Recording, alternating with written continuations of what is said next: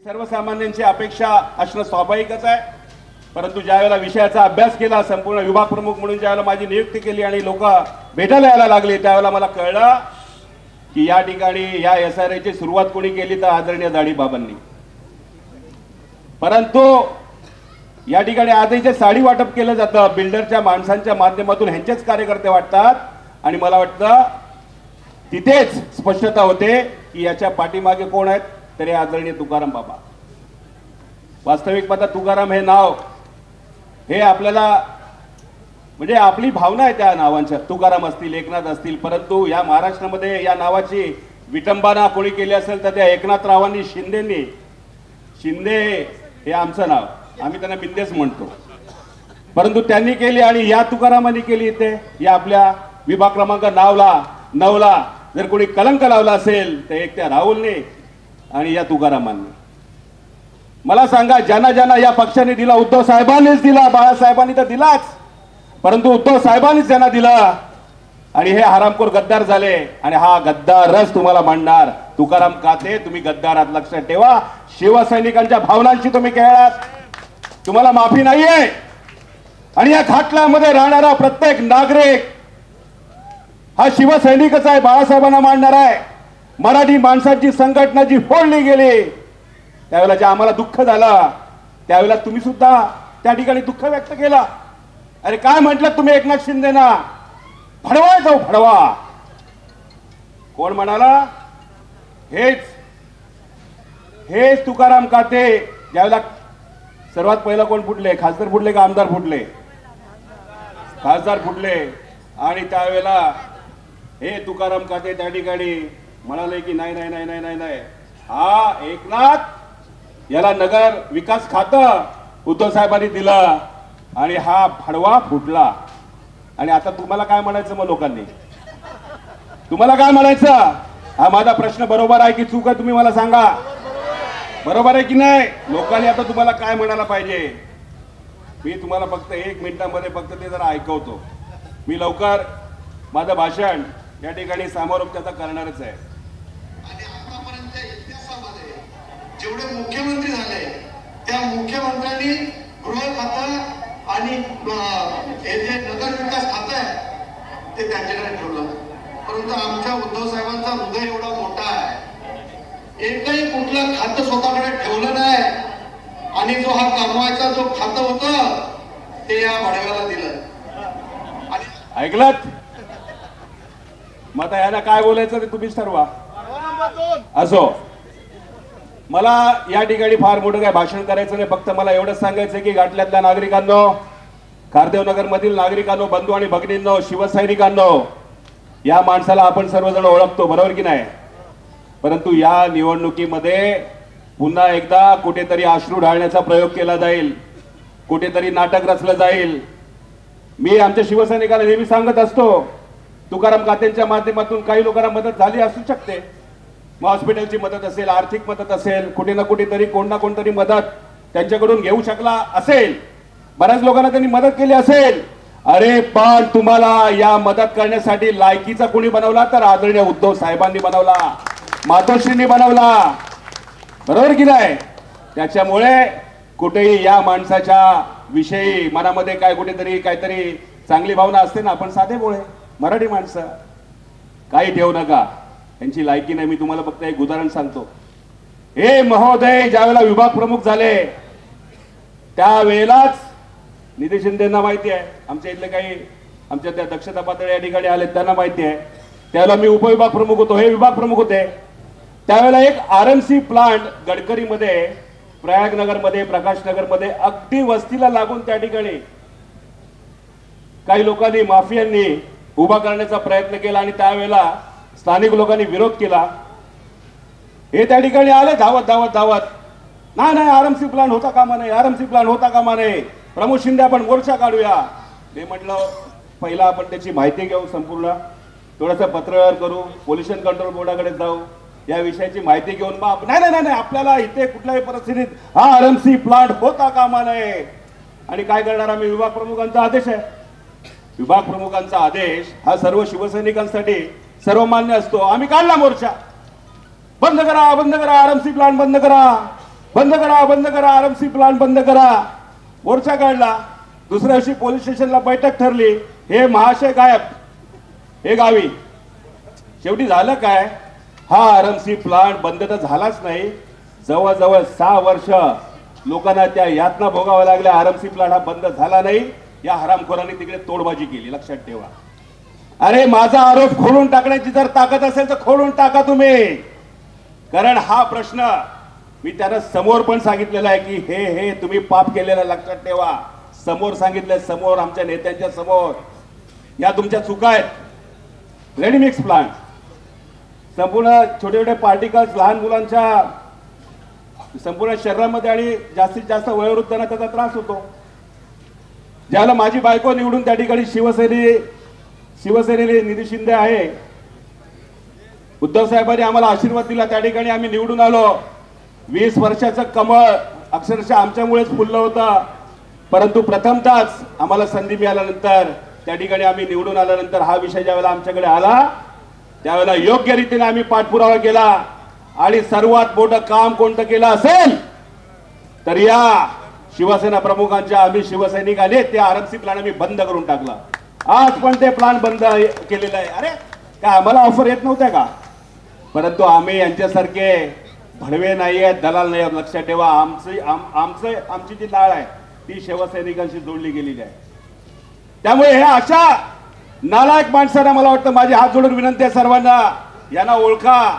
हे आता तुमच्या दारात येतील, साड्या वाटतील, सांगतील काय. मला नाही वाटत की आपली लोक या ठिकाणी बळी पडतील, परंतु काही असू शकतात तर त्यांचं प्रबोधन करा की ही व्यक्ती ड्युअल पर्सनॅलिटी नाही तर मल्टी पर्सनॅलिटी यांची आहे. यांचं खरं रूप वेगळं आहे, यांचं दाखवण्याचं रूप वेगळं आहे. ओळखा, आपल्या लोकांनी ओळखायला पाहिजे, हे ओळखायला पाहिजे. अजून तुम्हाला एक उदाहरण सांगतो फक्त आणि थांबतोच. आमच्या भागातलाच विषय आहे. भारतनगरमध्ये आणि सह्याद्रीनगरमध्ये डोंगराळ भाग आहे. जवळजवळ 40% भाग जो आहे तो डोंगराळ आहे. शेकडो नागरिक त्या ठिकाणी राहतात आणि अजूनही तिथे संपूर्ण डोंगर भागामध्ये काय पाणी जात नाहीये. पूर्वीचीच व्यवस्था आहे. जो काय दाब आहे, जी काही यंत्रणा आहे MMRDAच्या पंपिंगच्या माध्यमातून, त्याच्यामुळे संपूर्ण डोंगराळ भागात काय पाणी जात नाही. अचानक सह्याद्रीनगरमध्ये एक कार्यक्रम होता. त्या कार्यक्रमामध्ये अचानक यांना काय झटका आला मला माहित नाही. यांनी लगेच दोन्ही चपला फेकून दिल्या आणि सांगितलं, जोपर्यंत माझ्या डोंगराळ भागामध्ये राहणाऱ्या माय भगिनींच्या डोक्यावरचा हंडा मी खाली उतरत नाही, जोपर्यंत त्यांच्या घराघरामध्ये मी पाणी देत नाही, तोपर्यंत मी अनवाणी फिरेन. आणि अशा चपला फेकून दिल्या. मी म्हटलं अरे कमाल आहे बापरे. आम्हाला पण वाटलं नाही आता म्हटलं महान व्यक्ती, म्हटलं अनेक वर्षानंतर मला वाटतं भूतलावर जन्माला आली की काय. आम्हाला वाटलं काहीतरी चमत्कार करतील. ते सांगतात की 14 महिने मी अनवाणी राहिलो. परंतु एक लक्षात ठेवा, अनेक लोक आम्हाला येऊन सांगायचे की आम्ही अमुक भागामध्ये त्यांना चप्पल घालून फिरताना पाहिलेलं आहे. म्हणजे तुम्हाला थोडक्यात सांगायचं की हे शिवसैनिकाला शोभत नाही. लक्षात ठेवा, मी त्यांचा काय अनादर करत नाही, मी करू इच्छित नाहीये. जर खरोखर त्यांनी प्रामाणिकपणे ती प्रतिज्ञा केली असती आणि पूर्ण केली असती तर आम्हाला त्यांच्याबद्दल आदरच वाटला असता. परंतु दाखवायचं रूप वेगळं आहे, खरं रूप वेगळं आहे. बघा, पाठपुरावा करून अनेक विषय आपण मार्गी लावतो, परंतु नेहमीच नाटकच करायला पाहिजे असं काही नाही हो. नाटकच करायला पाहिजे असं काही नाहीये. प्रत्येक वेळेला लोकांच्या भावनेशी खेळायचं, प्रत्येक वेळेला लोकांना त्या भावनांमध्ये अडकून ठेवायचं, स्वतःची काहीतरी वेगळी प्रतिमा निर्माण करण्याचा प्रयत्न करायचा, हा उद्योग यांनी अनेक वर्ष केला. मला वाटतं आपण या अशा व्यक्तीला ओळखायला पाहिजे. आम्हाला राग त्यांच्यावर भयंकर आहे. ज्यावेळेला यांनी गद्दारी केली, ज्यावेळेला भरपूर आमच्यावर राग आहे. आमचा तर याच्यावर भरपूर शिवसैनिकांचा भयंकर राग आहे.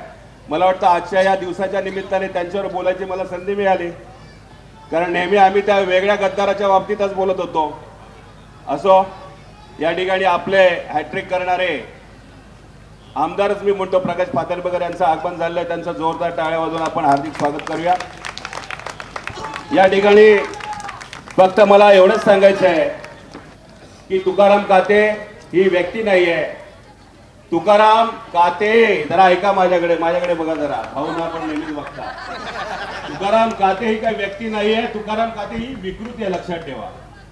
त्याच्यामुळे आणि मी तुम्हाला माहिती आहे, तुम्हाला सर्वांना माहिती आहे की मी बाकीच्यांबद्दल मला म्हणायचं नाही, परंतु जे आहे ते रोग बाय ठोक लक्षामध्ये आणि परिणामांची पर्वा आम्ही करत नाहीये आणि करणार नाहीये.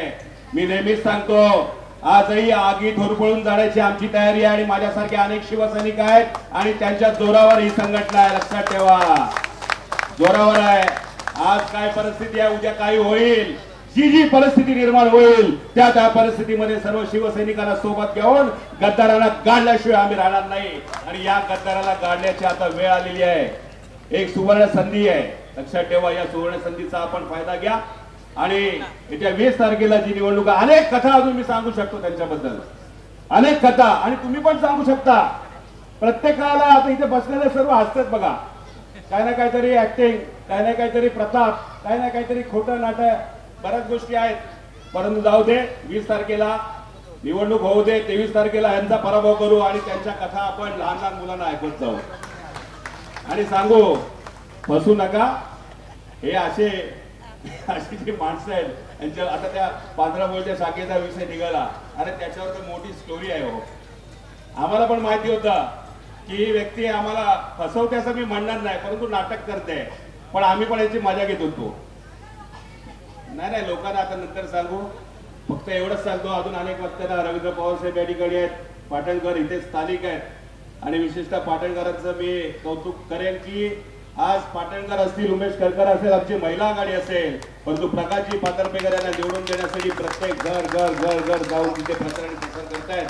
आणि विशेषतः काँग्रेसच्या कार्यकर्त्यांचा, राष्ट्रवादीच्या कार्यकर्त्यांचं पण मी कौतुक करतो की ज्या अनिल देसाईंच्या निवडणुकीमध्ये सुद्धा सर्वात जास्त योगदान आपल्या बरोबर असेल तर ते महाविकास आघाडीच्या प्रत्येक कार्यकर्त्याचं आहे. असो, मी या ठिकाणी थांबतो. शिवसैनिक म्हणून तर मला या व्यक्तीवर प्रचंड चीड आहे, जशी राहुल शेवाळेवर तशी याच्यावर पण आहे.